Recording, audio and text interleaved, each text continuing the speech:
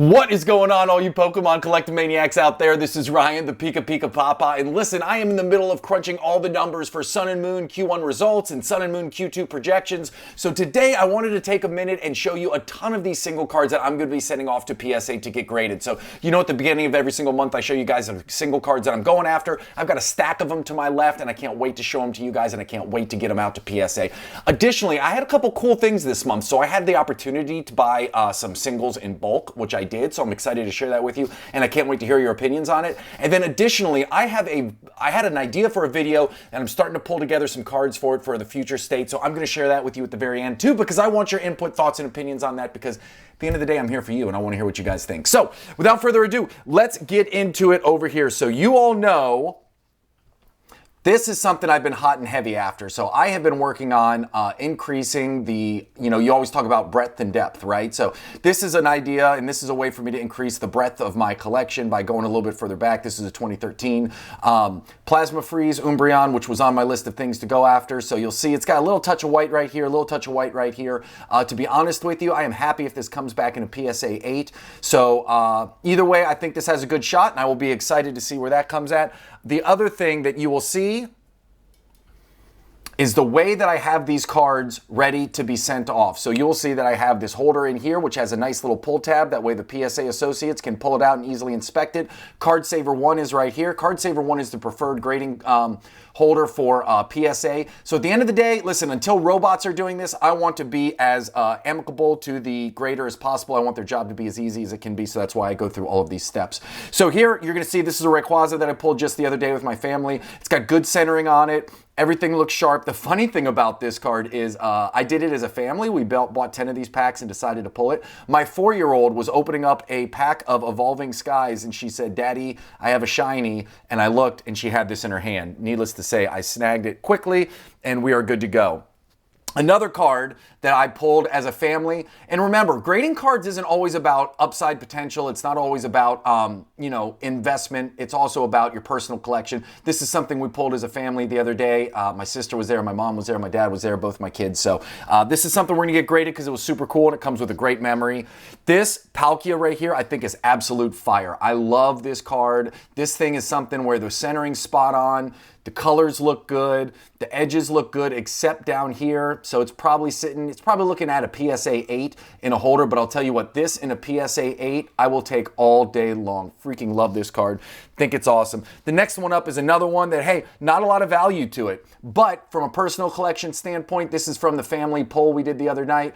This is gonna mean a whole lot to us further down the road. The other thing too, and I know it's a different time, but you look at a lot of these reverse holo common cards like these Pikachus and such from, back 2013 and those earlier days, they tend to be worth a decent amount of money. Now, the production runs are different, the collecting market is different, so I'm not saying this is going to be a huge dollar card further down the road, but there is some precedence for this having value many, many years from now. This is the bulk, so I'm going to show with you the bulk that I bought, and it was a unique opportunity. I had the chance to buy 10 sealed Charizard promos from Canada, which I did. So these are all going to PSA to get graded. I got tons and tons of pictures prior to pulling the trigger. The centering looked good. The colors looked good. I checked the backs. Again, these were completely sealed. So I knew that, hey, not all of them are going to be perfect. This one right here has got a little corner damage, right? But overall, these are looking really good. And at the end of the day, this one's got some corner damage right here. At the end of the day, my thought process was this. If I can get 10 of these sealed, I have the odds of at least 10 of them being PSA 10. That's a 20% gem rate out of 10 of them that are sealed. I thought there was good opportunity there. And these are still selling for about $200 and change in PSA 10. So if I got 2 of these in PSA 10 and I sell them for $200 each, let's say between grading fees and all of that I spend, well, let's just round up, right? Let's say that 10 of these go through, all of them get graded. That's $200 in grading fees. We'll use nice round numbers. And then, I get, let's say 200, 400, and then say it's $50 each, 500, 600, 700, $800. Let's say 2 10s and the rest are 9s for $800. I spent about $350 on all of these, so about $35 a card, plus 200, that's $550 in grading fees versus $800. And then you say, what, you take, I don't know, $150 off of that for shipping and selling fees. Anyways, I feel like there's tons of upside here, and all it takes is one more 10, and if I get 3 10s instead of 2, I am up, doing very well. So that was an interesting buy. I was happy to pull the trigger on that. I'm always looking for opportunities to buy in bulk. I just feel like that really helps protect the downside, especially a sealed product like this. So we will see. It's going to be really exciting to send these off and see what they come up as. Here's one card that I was really excited about. This is a Charizard Team Up promo. This is a pre-release card. I thought that this card was absolute fire. The corners look good. Centering looks okay. It's a little bit off left to right. I don't think it's enough to keep it out of a PSA 9 or PSA 10 holder, but there's a little touch down here, a little touch down here. This could probably be a PSA 9. Again, I don't buy cards thinking I'm going to get PSA 10s. I buy them thinking I'm going to get 9s if I'm lucky, and then if I get 10s, I'm pleasantly surprised. So you all knew this was a card I was hot and heavy after. I actually have 2 of them. I will show them both right here. So this little Misty character, she reminds me of my oldest daughter. She has red hair as well, and she's spunky as can be. So love 2 of these Starmies, which I'm going to be sending off right here. These actually look really, really good. This one's a little off center, left to right, but we shall see what the grading gods say. Overall, I think these have opportunities to do really, really well. And remember, the centering on the back doesn't have to be as good as the centering on the front. So continuing with the full art trainers that I called out earlier in this month, I have a couple Nessas that I'm going to be sending through right here. Super excited to get these out. These look crisp. These look clean. That way I can sell one, keep one. That was the same idea with the Starmie. Actually, the Starmies, I'm probably going to keep both of them. Then we got a Charizard here. Excited about this one from Flashfire. This is a super cool card. Again, centering looks good. Little touch of white on the corners, but I don't think there's anything too crazy here. I think this card's going to come back and grade really, really, really well, and it's just a beautiful looking card. Then we got, guess what? More full art trainer. Like, again, don't ever have a doubt that if I tell you guys something in the beginning of the month, if I think there's a there, don't think I'm not doing it on my own. I am always, always, always doing it. I take my own advice. These Marnie Pride cards are really sharp. They look really good. They've got good centering. I'm excited for these. I actually have a 3rd one on the way. I think these are going to grade really well. And again, that gives me the opportunity to hold one if I so choose and sell one if I so choose. Here is the Sword and Shield base set Marnie that is doing really well. I have looked at a ton of these. I finally pulled the trigger on this one because the centering looks absolutely bomb on it. The corners and edges looks really, really good. The back looks really, really good. I have tons of hope that this Marnie is going to grade out the way I think. We shall see.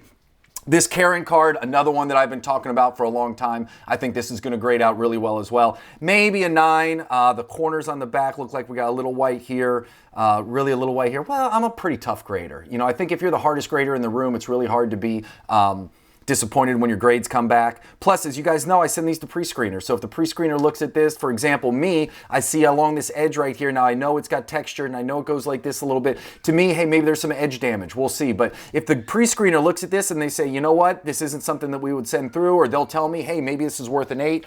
We shall see. But matter of fact, I have some examples here. Let me show you. Let me see if I have any examples. Here is what the pre-screeners send back to me. So this is from a lot that I sent to them not long ago. For those of you who haven't seen these videos, I've done a ton of videos on why I use pre-screeners, the pre-screeners that I use, and how I get cards ready for PSA grading. So if you haven't seen that, do that. But this is a real life example of a batch I just got back from the pre-screener. So I sent this to them to look at. They said, hey, listen, you can grade this if you want, but we think it's going to be a PSA 8. It's OC top to bottom, and look at the back. Okay, so they specifically circle. This isn't just a pre-screener saying, hey, it's going to get this, good luck. They show you exactly why. So there's one that I got back from the pre-screener. Here's another one, same thing, off center, top to bottom, off center, left to right. Look at the back, right? Then they circle right where the damage is. Same thing. This is an 8, off center, front and back. Front and back's off center. I just think this is so incredibly cool. So incredibly cool. Then he circled down here. Remember the edge damage I was talking about at that Karen? He says, look, this edge down here is in the good, off center left to right. They think it's going to be an 8. So they gave me the option. They said, hey, if you want to send these through, we think they're going to get 8s. There's no guarantee. They could get a 7. They could get a 9. But in our professional opinion, they're going to get 8s. Do you want to send them through or not? And obviously those Charizards, I said, no, I don't want to send them through. I don't want to get those in an 8. If they're not 10s, they're really not worth it to me. So That's a real life example of what the pre-screener does for me. I think it's really cool I was able to show that to you. And then here's another card from that family opening I was telling you about. Again, not a lot of value here, but my sister, who is 10 years my younger, pulled this. She was super excited. She thought it was the coolest thing ever, so I can't wait to get this encapsulated and keep it in the old personal collection. Guess what we have here? Another Nessa. This Nessa card right here is ball. I love how she's throwing the Pokeball. I love how she's got this little body lean to her, the blue eyes, everything about this card. I just think this card's on fire. I love this. I think this card's gonna do well. I think it's gonna grade well. Even when I'm looking on the back here, I'm looking for some white things that I can call out. I can't find any, so as long as the centering's good, I think that's got a good shot at a very high grade. This Mewtwo is one that I was a little disappointed in. I think the pictures showed a little better than it actually came in person, but I will continue down the path of this. I want to get some Mews in. My daughter's really getting into Mewtwo. Black Star promo from back in the day. This is what I was talking about, this corner right here. This corner. I probably shouldn't even send it to the pre-screener because I know they're going to say this is a 7 or maybe an 8 at best. But either way, I'll send it to them because honest to God, I have had cards that I've sent to them where I'm like, I'm not even going to send this, and I send it anyways, and they're like, listen, I think it's got a good shot, and I've gotten 9s back. I haven't gotten any 10s. I'm usually good enough to know it's not a 10. But I send everything through because the worst they can do is exactly what I just said. They mark it up with a pen and they send it back to me. So here's a Charizard VMAX right here. I was excited to get this one the other day. This one looks super, super sharp. Good centering, good colors, corners look really good. This one's got a shot for a high grade. The only thing that concerns me is this left to right centering on the back. But back centering can be up to 70-30, but I have found that back centering is a good indication of front centering. Now, I'm not going to show you guys this, but just for fun, hey, I got this football card going through. This is a future NFL Hall of Fame rookie card. This is a future Hall of Fame rookie card. Right here, Earl Thomas from the Legion of Boom. I got some of those going through as well.